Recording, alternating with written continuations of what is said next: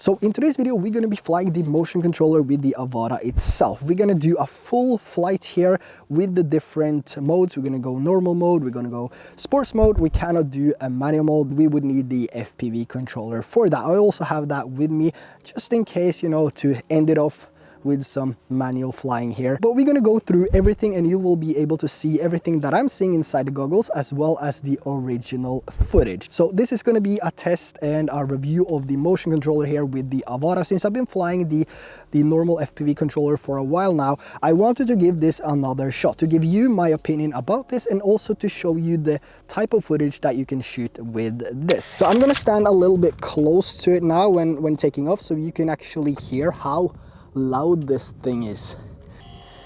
When I'm taking off now, just listen to the loudness of this. Is actually pretty loud. Okay, so there we go.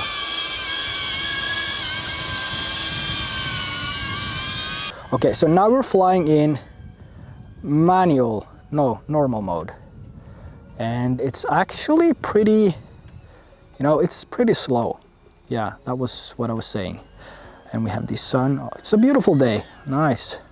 So you cannot do any dives with a normal mode when flying this. So now we're in normal mode. If I'm going to try to do a dive now, that's going to be it. You see the camera is going down. If I'm just turning the camera down right like this, you can also see the prop guards. It's so annoying. It's so annoying. But when we fly manual mode, you won't be able to see those because you're gonna have the camera tilted upwards. But anyway, just trying to do a dive here, the Avata won't actually fly downwards. It's just gonna go that like hovering style. When it goes down, it's not gonna be tilting or anything like that. But if we go over to the sports mode here, which is that button, we can, if we try to do another dive now, well, you know, yeah. Okay, so this is the first time that I'm actually flying this properly with the motion controller now, and I can see this being a huge issue for people that wants to not only to dive, but to film downwards a little bit. Like you see, this is straightforward. And if I tilt it a little bit down, we can see the frame here, the prop guards. You can see those in the bottom section of the frame. So that's a little bit annoying. But nothing that we can't work with, right? Take a look at the seagull here, flying towards the sun. So I've been flying for like 150 meters now. Let's just go up here and see how it behaves, I guess. See what happens if we go a little bit behind those trees. Yeah, the signal is pretty decent. And well, yeah, I see a lot of gimbal issues when using the motion controller because of like tilting it like up and down like this. Sorry about that if you got a headache. But anyway, I see a lot of issues by doing, you know, by doing that with the motion controller, and it could be like ruin your first experience with this. And here we can see that the HD transmission signal is at 2 bars when I'm just hovering right here. We have the range coming up now, is going down. We have about 4 megabits per second, so I'm just gonna get it down. So, okay, 400 meters with the motion controller, penetration of those trees, well, not really impressed. But one of the problems is that I always dive on the back side of this as well, especially with the other FPV drone, and I have no issues with doing that. So a little bit disappointed with that test result. And we can see the speed now in sports mode is 13 meters a second, so it's not really that fast. But I guess when it comes to the signal, the directional signal is going to be pretty good. Now it's line of sight and we are at 1,000 meters right there. And we have 1 less bar on the, oh actually, I need to get home because the battery is 40%. And the problem is that I think the first landing is at about 20% battery. The reason why I'm not flying long distances is because of this. When I get to the point where I want to film, I probably have the time to film 1 or 2 times before I actually need to return to home. So I try to get as close to the the things I want to film as possible. Yeah. Anyway, so we're gonna land this, change the batteries, and we're gonna do a different flight here. We're gonna try to do some pretty cool maneuvers, like see what we can do with this motion controller here. I really want to fly manual mode though. I really want to fly manual mode.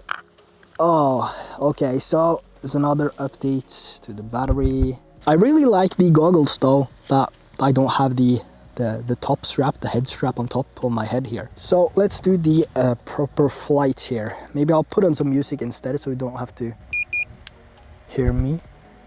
Double press lock button. What's the lock button? Oh, okay. And start recording. Okay, so we're gonna go. Oh, it's noisy. Okay, so we're gonna go into sports mode. And we're gonna do some cruising around here. Just see if we can get some decent image. As ooh, that was close. That was close. Okay, let's go a little bit crazier. Let's go between some of these trees here. Whoop whoop. Yeah, perfect. So it's easy to, maneuver. Well, it's easy. It's easier than I actually remembered. But also the tiniest movement to your wrist is, you're gonna take the drone to one or the other side. So more control with the FPV controller for sure. But for someone just getting into FPV, for flying for the first time in a DJI drone, it's actually pretty. You're gonna enjoy it, even with the motion controller. But I think you will get tired of the motion controller pretty fast, because flying like this, it's not really fun in the length, especially not for me. I don't know, we all have different opinions, but with the manual mode you are able to dive, you're able to fly faster, you are able to have more fun. So the controller is definitely something that I would highly suggest that you look into. And you can take your PlayStation or Xbox controller and just download a simulator and practice in manual mode, even without having the drone or any of the controllers. It's really easy to get used to, and the more practice you have, the better it's going to be, and you're going to feel it's going to be nice. It is slow. I guess this is something that we fly close to the ground and through things. It feels so extremely slow compared to the DJI FPV drone. It does. And yeah, we have 60. Let's go up to those trees again and see if we can do something about that.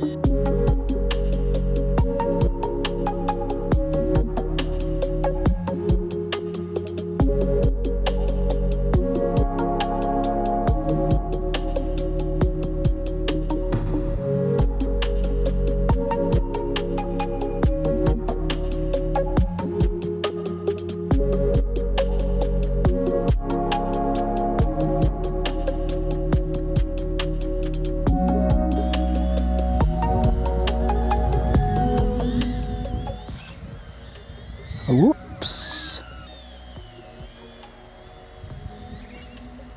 I guess the crashing is pretty, it's 2 times the same, 3 times. Well, let's just check it out and see if anything happened to the props. There is no severe damage to the drone at all. It handled that pretty good. It's just, it's a little bit dirty, but from the 3 different trees that I hit. But other than that, it seems to be okay. No issues, but the props are actually... Even though I actually had a lot of fun flying the motion controller, it's not something that I'm gonna use. Never.